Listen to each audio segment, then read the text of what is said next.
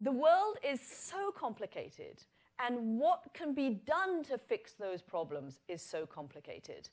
And I think it's partly why we are seeing the kind of wave of populism that we're seeing at the moment. I don't think there is a relationship between the fact that there is this sort of complex set of problems in the world which require a complex set of solutions, and the populist wave that we are seeing that started in my country in Great Britain. I was there for the Brexit vote, came here to America. We saw it last weekend in Italy, and who knows whether it won't sweep through France and Germany next year as well.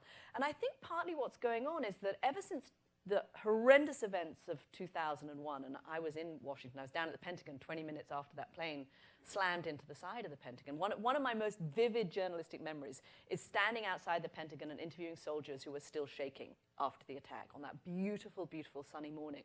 And this huge column, for those of you who live in the district, I'm sure you, or in the area, you remember there was this kind of brown column of smoke. Anyway, so I think ever since that time, and then add to that the financial crash of 2008, what we've all been hearing is it's so complicated.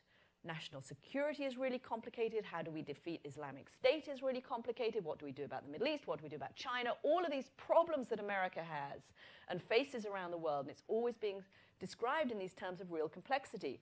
Add to that the financial situation, trying to create jobs in a post-manufacturing world. How do we produce growth when robots are cheaper than people? All of that is complicated.